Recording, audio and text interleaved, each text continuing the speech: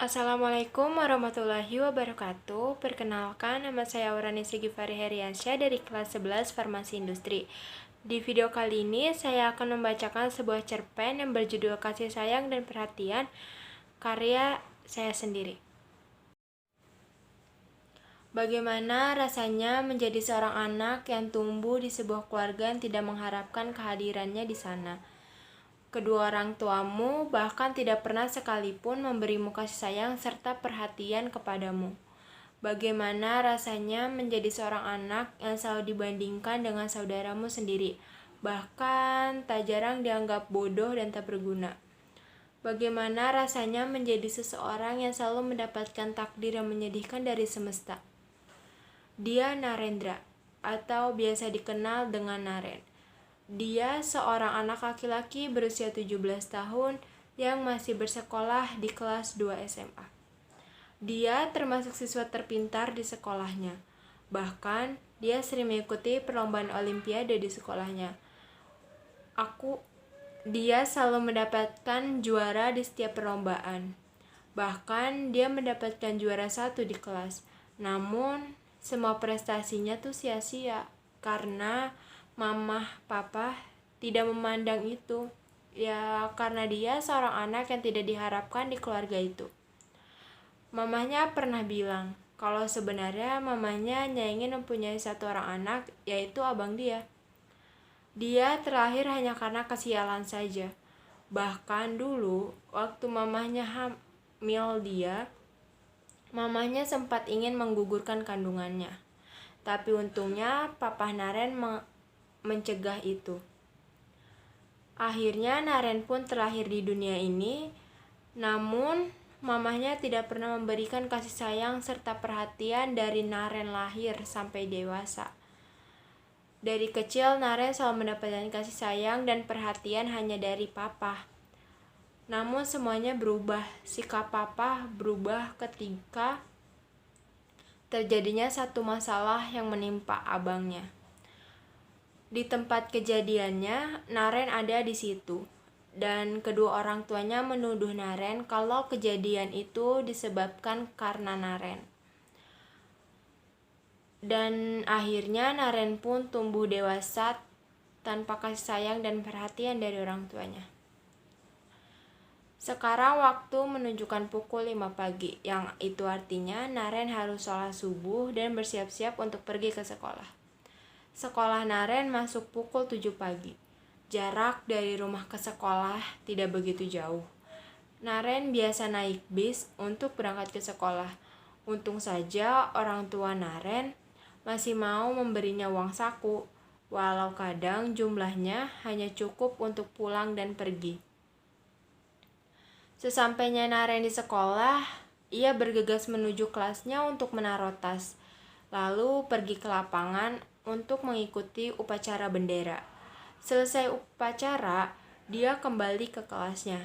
Tak lama kemudian, guru pun masuk ke dalam kelas dengan seorang gadis. Menurut Naren, dia anak baru.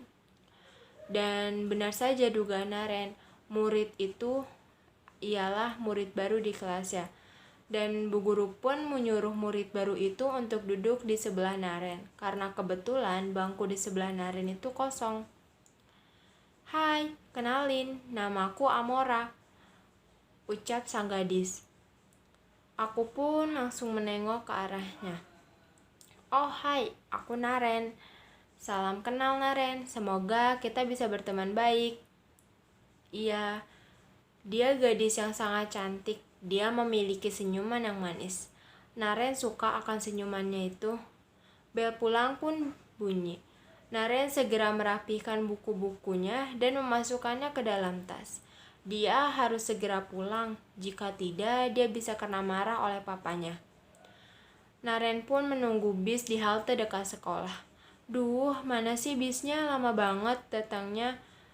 Kalau begini bisa-bisa aku dimarahi oleh papa karena telat pulang dari sekolah, ucap Naren dalam hati. Setelah Naren menunggu lama, akhirnya bis pun datang, dan Naren segera masuk ke dalam bis itu. Sesampainya di rumah, Naren melihat papanya yang sudah berada di ruang tamu. Pasti kena marah lagi, ucap Naren di dalam hati. Benar saja, dugaan Naren. Papanya marah besar kepada Naren. Dari mana saja kamu, Naren? Udah berani ya kamu pulang telat? Pasti kamu pergi main dulu kan? Ucap sang papa. Enggak, Pak. Tadi Naren menunggu bisnya. Halah, alasan saja kamu. Lihat tuh abang kamu. Selalu tepat waktu kalau pulang dan langsung belajar. Makanya nilainya selalu bagus. Sedangkan kamu apa? Main terus pikirannya. Udah merasa pintar kamu? Ucap sang papa dengan nada tingginya. Iya, Pak. Maafin Naren ya. Sudah, belajar sana kamu. Jangan keluar kamar kalau kamu belum paham dengan materi pelajaran itu. Baik, Pak. Itulah papa yang selalu nuntut Naren untuk menjadi sempurna dan selalu membandingkan Naren dengan abang. Akhirnya Naren pun masuk ke kamar dan mulai kegiatan belajarnya.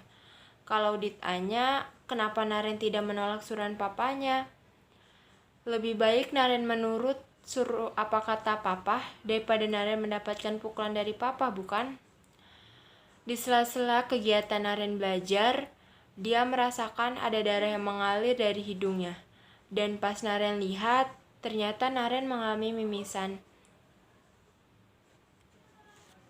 Kenapa harus mimisan lagi sih? Kepalaku juga kenapa sakit lagi? Akhirnya Naren pun berlari ke kamar mandi untuk membersihkan darah yang keluar dari hidungnya. Setelah itu, dia berjalan ke arah laci meja belajarnya untuk mengambil obat-obatan yang biasa dia minum ketika sakit kepala menyerangnya lagi. Waktu sudah menunjukkan pukul 7 malam. Sudah waktunya makan malam. Namun, Naren masih berkutik dengan buku pelajarannya. Naren benar-benar tidak memiliki selera makan untuk malam ini. Jadi, akhirnya Naren memutuskan untuk tetap melanjutkan belajarnya. Namun, tiba-tiba Naren mendengar suara seseorang mengetuk pintu dan memanggil namanya. Tok tok tok, Naren, ucapnya. Ternyata itu suara abang Naren. Iya bang, kenapa? Jawab Naren. Buka deh pintunya, abang bawain kau makan. Kamu belum makan malam kan? Taruh aja bang makanannya di depan pintu, nanti kalau sempet Naren makan kok. Harus dimakan ya dek, jangan belajar terus. Kamu juga harus jaga kesehatan kamu. Iya bang. Sepertinya abang langsung pergi ke kamarnya karena sudah tidak ada jawaban dari abang. Akhirnya Naren pun menuju pintu untuk mengambil makanan itu. Naren pun memakan makanan itu hanya sedikit karena Naren benar-benar tidak nafsu makan untuk malam ini. Setelah itu, Naren turun ke bawah untuk menaruh piring bekas makanan itu dan mengambil segelas air untuk dibawanya ke kamar. Sesampainya Naren di kamar, Naren langsung melanjutkan belajarnya lagi. Entah sampai kapan Naren harus belajar, mungkin sampai jam 2 subuh, atau bisa saja Naren tidak akan tidur untuk malam ini. Tidak terasa ternyata sudah pagi lagi. Semalam Naren belajar hingga subuh dan Naren hanya tidur sebentar saja. Tapi menurut Naren itu sudah cukup. Naren memang sudah terbiasa tidur hanya sebentar. Bahkan tidak tidur sama sekali, hanya untuk belajar. Naren pun selesai bersiap-siap dan langsung menuju meja makan untuk sarapan pagi. Ternyata di sana sudah ada mama, papa, dan juga abang. Di sana. Pagi bang. Pagi dek, jawab abang. Setelah itu Naren langsung duduk dan mengambil sarapan. Hari ini kamu ada ulangan, Naren? Tanya sang papa. Ada ulangan harian matematika, Pah, jawabnya. Kamu sudah belajar kan tadi malam? Awas saja kalau kamu tidak mendapatkan nilai 100, jangan harap kamu mendapatkan makan malam hari ini. Iya, Pah, jawab Naren. Papa selalu seperti itu, menuntut Naren untuk selalu mendapatkan nilai 100 pada setiap ulangan. Kalau tidak, Naren tidak akan mendapatkan makan malam. Tapi, ketika aku sudah mendapatkan nilai yang Papa mau, Papa tidak pernah memuji Naren. Papa hanya bilang, bagus, kamu tidak bikin saya malu. Sekarang, kamu belajar lagi untuk mendapatkan nilai 100 di pelajaran yang lain. Sesusah itukah buat papa memuji keberhasilan Naren? Naren kadang iri banget ngeliat abang selalu dipuji dengan mama dan papa. Selalu disemangatin kalau nilai dia tidak mencapai 100. Sedangkan aku apa? Nilai tidak mencapai 100, pasti langsung dihukum, tidak dikasih makan malam, dan aku disuruh belajar. Akhirnya aku sampai di sekolah. Aku pun langsung menuju kelasku, dan ternyata sudah ada gadis itu. "Pagi Naren," ucapnya. "Pagi Amora, hari ini ada ulangan matematika. Apa kamu udah belajar Naren?" "Iya, aku sudah belajar semalam," jawabku. "Kenapa mukamu pucat banget? Kamu kurang tidur semalam? Atau kamu belum sarapan?" "Aku sudah sarapan kok. Mungkin ini efek dari aku kurang tidur." "Ya ampun Naren, kamu boleh belajar. Tapi kamu juga jangan sampai kurang tidur, nanti yang ada kamu sakit." "Iya Mora." Bagaimana bisa seorang Naren tertidur dengan tenang, sedangkan dia harus terus belajar untuk memenuhi semua harapan orang tuanya, yaitu mendapatkan nilai 100 di semua pelajaran dan berhasil masuk ke Universitas Kedokteran. Menjadi dokter memang bukan impian Naren, tapi itu impian kedua orang tuanya. Namun mau bagaimana lagi? Naren tidak bisa membantah. Naren merasa tidak punya hak atas dirinya sendiri, karena semuanya diatur oleh kedua orang tuanya. Bahkan impian Naren pun diatur oleh orang tua mereka. Hingga Naren merasa Naren tidak akan punya impian sendiri untuk hidupnya. Bel pulang sekolah berbunyi. Aku pun langsung membereskan semua alat tulis dan bergegas pulang. Bagaimana dengan ulangan nilai yang tadi?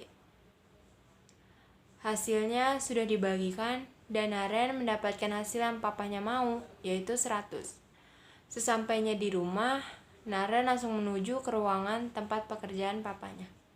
"Tok tok tok, Papa, Naren izin masuk ya," ucap Naren. "Iya, ada apa?" jawab sang papa.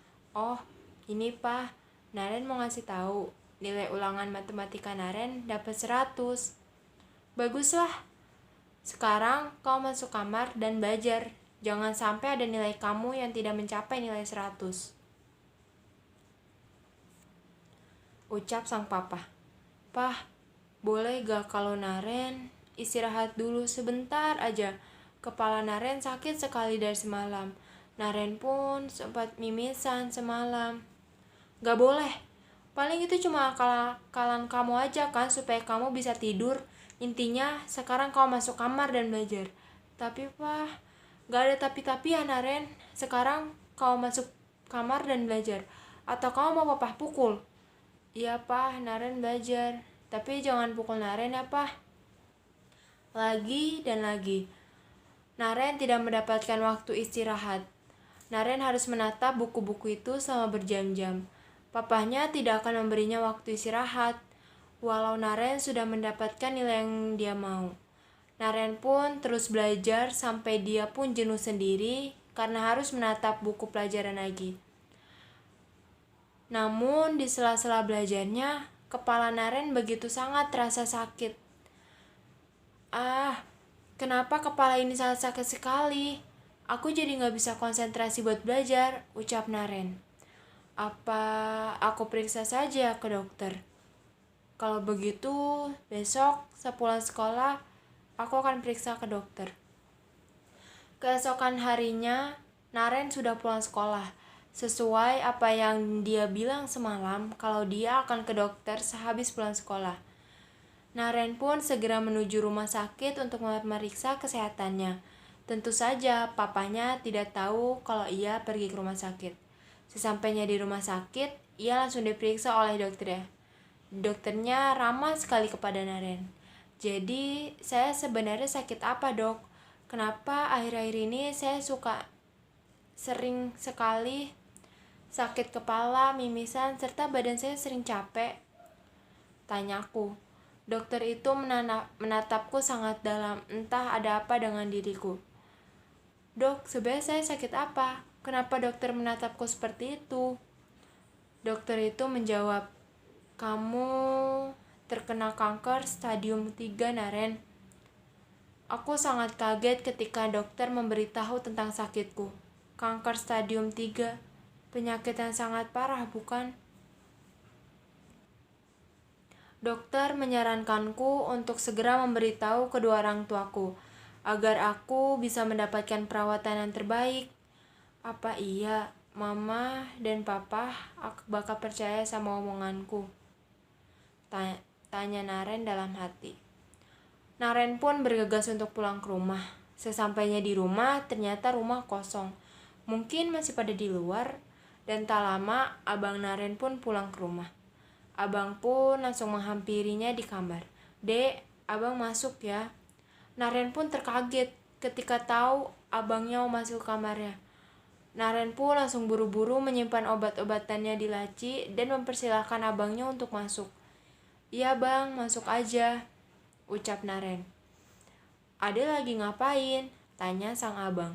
Lagi belajar bang buat besok ulangan IPA. Kamu gak capek dek belajar terus? Enggak kok bang, Ade kan udah biasa, ucap Naren.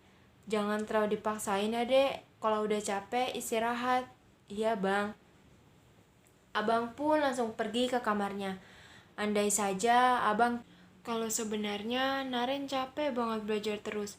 Tapi Naren harus kuat, biar Naren bisa banggain mama papa. Biar Naren gak malu-maluin mereka kan. Makan malam pun tiba. Aku memberhentikan kegiatan belajar terlebih dahulu untuk makan malam. Kalau tidak makan, Naren tidak akan bisa minum obatnya. Naren pun segera turun ke bawah menuju meja makan. Naren langsung duduk di kursi yang kosong dan mengambil makan. Di sela-sela makan malamnya, Naren akhirnya memberanikan diri untuk bicara kepada mama, papa soal penyakitnya itu. Pah, mah, Ade mau bicara, ucap Naren. Mau bicara apa kamu? Tanya sang papa. Tadi siang, sepulang Naren sekolah, Naren ke rumah sakit buat cek kesehatan Naren. Terus kamu sakit apa? Cuman kecapean kan? Makanya jangan kebanyakan main terus, mending diem di rumah belajar, ucap sang mama. Naren kena kanker otak stadium 3 mah, pah. Mereka bertiga pun terkejut saat aku memberitahu tentang penyakitku ini. Bercandaanmu tidak lucu, Naren.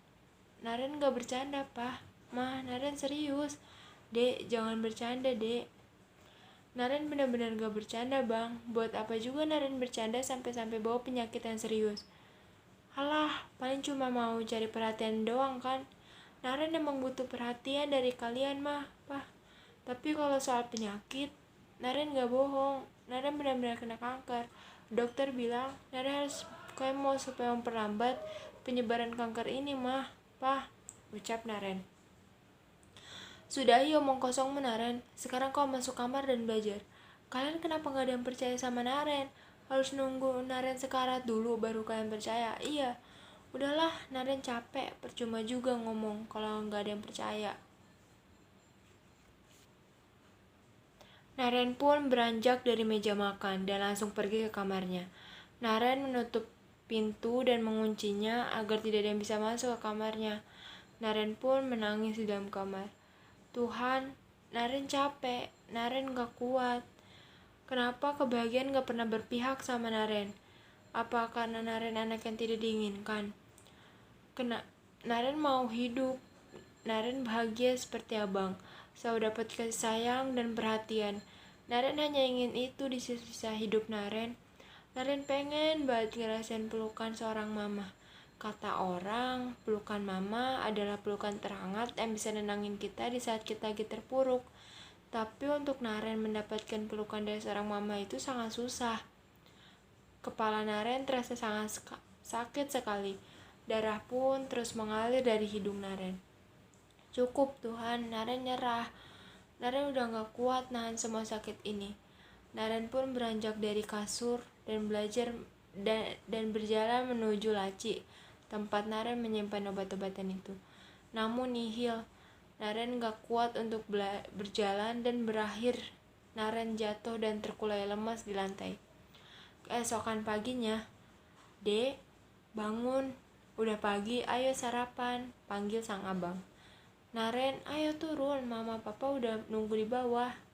"Naren, kamu di dalam kan?" "Naren," jawab abang. Tanpa berpikir panjang, abang pun mendobrak pintu kamar Naren dengan kuat. "Naren, kamu kenapa?" "Mama, papa, Naren pingsan," teriak sang abang. Mereka pun segera membawa Naren menuju rumah sakit. Sesampainya di rumah sakit, "Bagaimana dok keadaan anak saya?" tanya sang papa. "Anak bapak kritis, kecil kemungkinan juga buat dia sadar. Itu semua karena efek dari kankernya sudah memasuki stadium akhir," ucap sang dokter. "Kanker dok?" "Nggak mungkin dok, anak saya nggak mungkin kena kanker." "Tapi kenyataannya seperti itu bu. Sekarang kita hanya bisa berdoa untuk kesembuhan anak bapak dan ibu. Sisanya kita serahkan semuanya kepada sang pencipta." Mama, papa, dan juga abang langsung memasuki ruangan di mana Naren dirawat. "Naren, bangun sayang. Ini mama. Kamu katanya mau dipeluk kan sama mama? Ayo bangun, nanti Naren boleh peluk mama sepuasnya," ucap sang mama. "Jagoannya papa, ayo bangun. Maafin papa ya karena udah kasar ke Naren. Maafin papa karena belum bisa jadi papa yang baik buat kamu. Ayo bangun Naren," ucap sang papa. "Adek, ini abang. Bangun yuk dek, adek gak capek tidur terus? Kasihan loh mama papa nangis terus. Adek katanya mau ngewujudin impian papa sama mama. Ayo bangun adek kecil abang," ucap sang abang. "Mama, papa," panggil Naren kepada mereka. "Iya sayang, mama papa di sini. Ada yang sakit?" ucap sang mama. "Sakit mah, semuanya sakit. Naren istirahat dulu ya. Jangan banyak bicara dulu," ucap papa. "Pah, mah, Naren mau bilang terima kasih ke kalian. Terima kasih karena kalian sudah mau rawat Naren sampai sekarang. Maafin Naren ya mah, pah. Kalau Naren selalu bikin mama kesel, maafin Naren juga ya pah. Kalau Naren selalu bikin malu papa. Maafin Naren karena Naren belum bisa jadi anak yang baik seperti yang kalian mau. Maafin Naren kalau Naren lebih sering ngecewain kalian." Suara itu semakin melemah. Tak ada lagi yang berani bersuara. Hanya tangisan dan suara alat-alat medis yang terdengar. "Izinkan Naren buat istirahat ya Pak, Mah. Naren capek, Naren mau tidur. Naren ingin beristirahat dengan damai. Papa, Mama, dan Abang mau lihat Naren bahagia kan? Lepasin Naren ya Mah, Pah. Naren udah gak kuat dan sakit ini. Maafin Naren ya Mah, Pah, kalau Naren ada salah. Dan buat Abang, Naren minta maaf karena belum bisa jadi adik yang baik. Naren izin tidur sekarang ya Mah, Pah," ucap sang Naren. Alat monitor di ruangan itu pun berbunyi dengan nyaring, menandakan bahwa dia telah tiada. Narendra, seorang anak laki-laki yang kuat, sudah menyerah terhadap dunianya. Dia sudah pergi jauh untuk selamanya. Tugasnya di dunia ini sudah selesai. Sekarang dia bisa istirahat dengan tenang tanpa gangguan apapun. Terima kasih Narendra karena sudah bertahan hingga detik ini. Sekarang kau bisa istirahat dengan tenang. Sama jalan anak baik. Sekian video dari saya. Mohon maaf bila ada kekurangan atau salah-salah kata. Wabillahi taufiq wal hidayah. Wassalamualaikum warahmatullahi wabarakatuh.